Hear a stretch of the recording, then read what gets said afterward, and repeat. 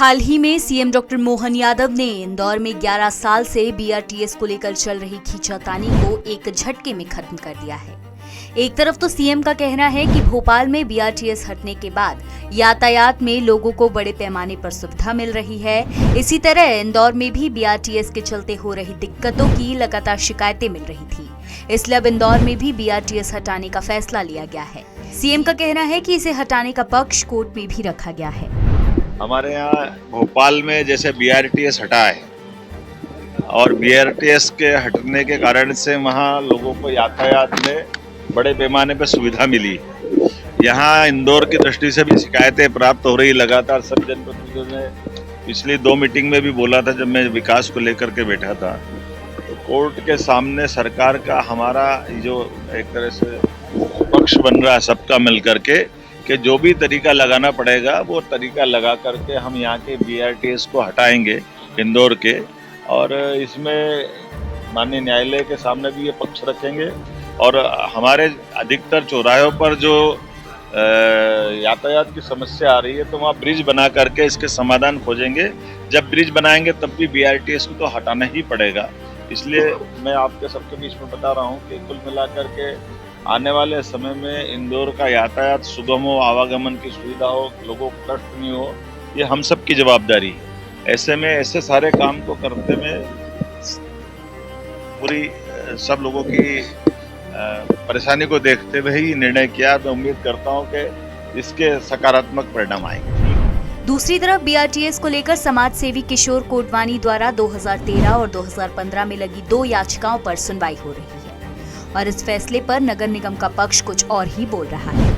निगम का कहना है कि बीआरटीएस का यह पायलट प्रोजेक्ट सक्सेसफुली चल रहा है और आम जनता के बीच लोकप्रिय है। यही नहीं, नगर निगम बीआरटीएस की लंबाई बढ़ाने के बारे में भी सोच रहा है। अब एक तरफ नगर निगम इस प्रोजेक्ट को सफल बता रहा है तो दूसरी तरफ शहर के महापौर सीएम के बीआरटीएस हटाने के फैसले का स्वागत कर रही है। ICTSL के चेयरमैन होने के नाते, शहर के प्रथम नागरिक होने के नाते इस फैसले का स्वागत करता हूं, उनका अभिनंदन करता हूं, उनको धन्यवाद करता हूं कि एक ऐतिहासिक निर्णय जनहित में इंदौर के ट्रैफिक को सुगम बनाने की दृष्टि से और देश काल परिस्थिति के अनुरूप जिस निर्णय की आवश्यकता थी वो लिया गया है।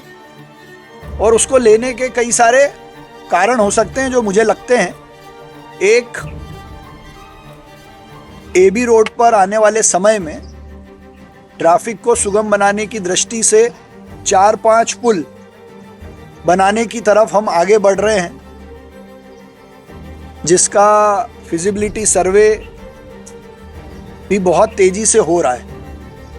तो अगर आप उस दृष्टि से देखेंगे तो अपने आप ये बीआरटीएस हटता हुआ नजर आएगा। इस मामले में हाईकोर्ट ने 5 सदस्यीय विशेषज्ञ कमेटी बनाई थी, जिसकी रिपोर्ट अभी पेश होना बाकी है, लेकिन उसके पहले ही सीएम का बीआरटीएस हटाने वाला बयान आ गया।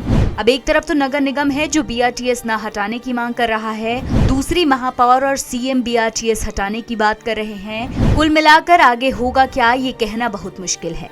कैमरामैन गौतम सरदार के साथ विशेष संवाददाता संजय गुप्ता की रिपोर्ट।